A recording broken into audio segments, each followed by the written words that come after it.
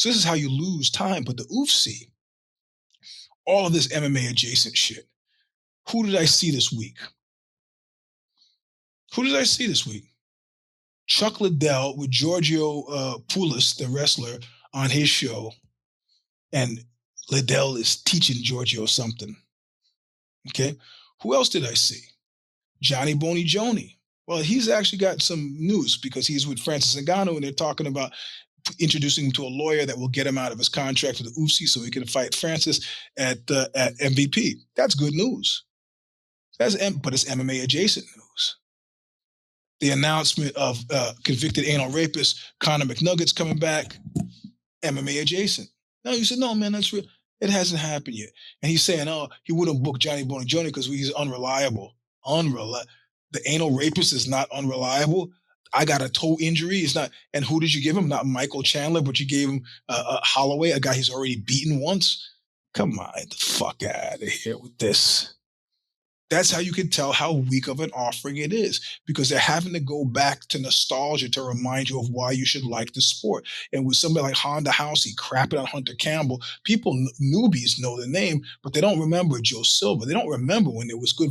So what have I seen this week? That Liddell, Johnny Boney Joni, I saw DC, all of these and not current cats. Ho Jogan talking about Brock Lesnar.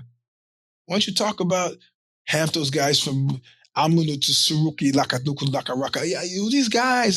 So the article about how Hamzat has lost his soul. Well, he was actually wearing shoes too, I think. That was amazing. I've never seen Chuck. I got to put up the picture of me and Chuck. I've never seen Chuck wear shoes for any extended period of time. Flip-flops? Yeah. If you've never been in Maryland or DC in the summertime and this thing is outside, and then, of course, the United States of the government, United States of America, let's stop acting like it's united. What they need to do is instead of the United States, do the Union. Let's see, select the European Union, America Union.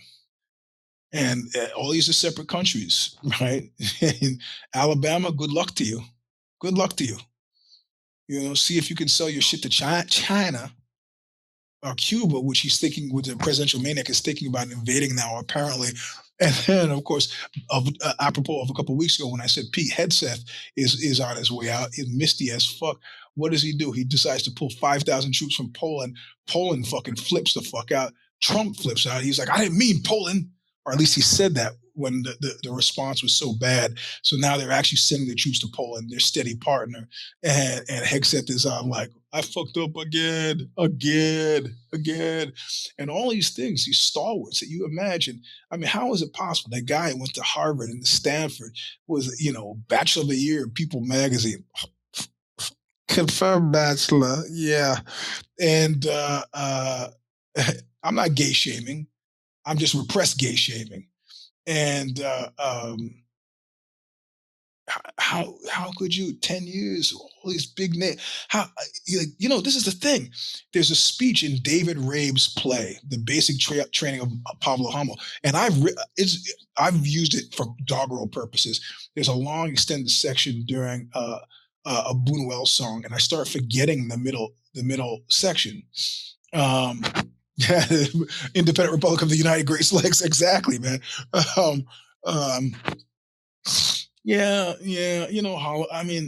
don't. How does it make sense, this celebration of America, get this rapist Irishman who's hated in Ireland to come? Is he representing America? Is that what's happening? Because, Holloway is from America. Hawaii isn't America, in case you guys don't know, but I don't know. Anyway, so, the American Union.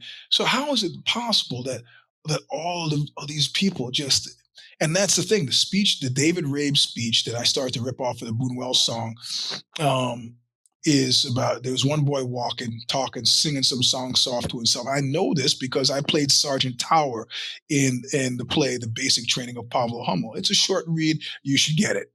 You should get it and read it. It's great. But in it, he's trying to tell another soldier, this is in Vietnam, he's trying to tell another soldier about the downsides of committing suicide. He goes, I tried it once. And it didn't work. And I got out of the hospital and I went out that night and I was still depressed. And I met some girl and I got laid. And he goes, and it's kind of like Bickle's speech, his conversation with Wizard and Taxi Driver. And the guy's clearly not getting what Pablo Hummel is saying. He's kind of trying to get it, but doesn't really get it. And I think he sums up with, you never know. You never know what kind of good shit could be happening tomorrow. The UFC was huge. I had to get my ringside credential. I had to go through more stuff than I ever did having to meet a president. I've met 2 presidents. I never thought it would go away. Even 3 years ago when I was saying it's going to go away, I was taking a flyer on that, still mindful of the whole Beastie Boys embroglio, as well as the internet and that the suicidal tendencies and that Rick Rubin would never make it. That's had an effect on me. Start to think, maybe my picker is not the greatest, but yeah, UFC is dead.